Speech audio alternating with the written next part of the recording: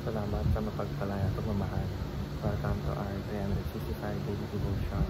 Ako po si Alexander Gomez, ang batch 3. At ang topic ko na tatalakay na ay paano ginagamit ng Diyos kahit ang kasamaan para sa kabutihan.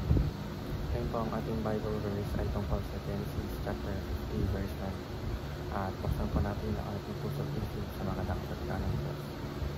Sinasabi dito na you intended to harm me, but God intended it for good to accomplish what is now being done, the saving of many lives.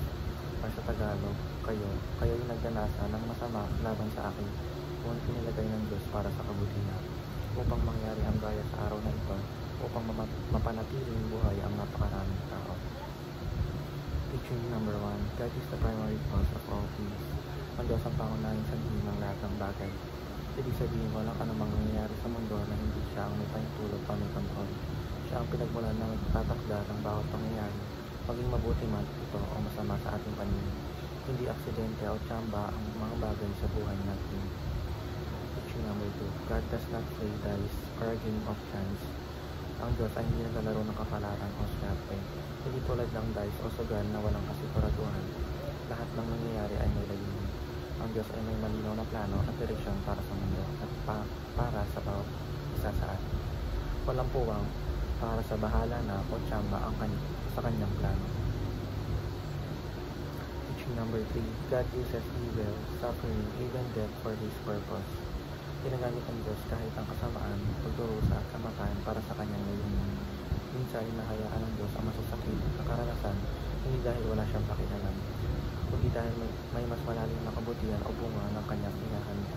Tulad ng nangyari kay Jose sa verse, ang masamang ginawa ng kanyang mga kapatid ay ginamit ng Diyos para magligtas ng maraming tao. Application number 1, rest in God's control. Nothing happens outside His plan. Magpahinga at magtiwala sa kontrol ng Diyos. Walang nangyayari sa labas ng kanyang plano. Kahit mahirap ang sitwasyon, maaari tayo magkaroon ng kapayapaan dahil alam natin hawak ng Diyos ang lahat.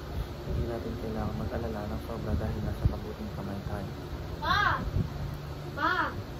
Application number 2, rely on God's wisdom even when life feels uncertain. Umasa sa karunungan ng Diyos kahit hindi malinaw ang takbo ng buhay. May mga panahon na hindi natin maintindihan kung bakit nangyari ang isang bagay. Sa halip na mawalan ng pag-asa o magreklamo, piliin natin magtiwala na mas alam ng Diyos ang tamang daan at oras. Application number 3, respond with worship. God is working all things for His glory. Tumugon sa Diyos sa pamamagitan ng pagsamba dahil gumagawa siya ng lahat para sa kanyang kaluwalhatian. Ang lahat ng bagay, mabuti man o masakit, ay may layunin na magdala ng papuri at kaluwalhatian sa Diyos. Kung magtitiwala tayo at sasamba sa Kanya sa gitna ng lahat, mas malalim ang ating pananampalataya at mararanasan natin ang Kanyang kabutihan. Ngayon lamang po ang aking devotion. Maraming salamat.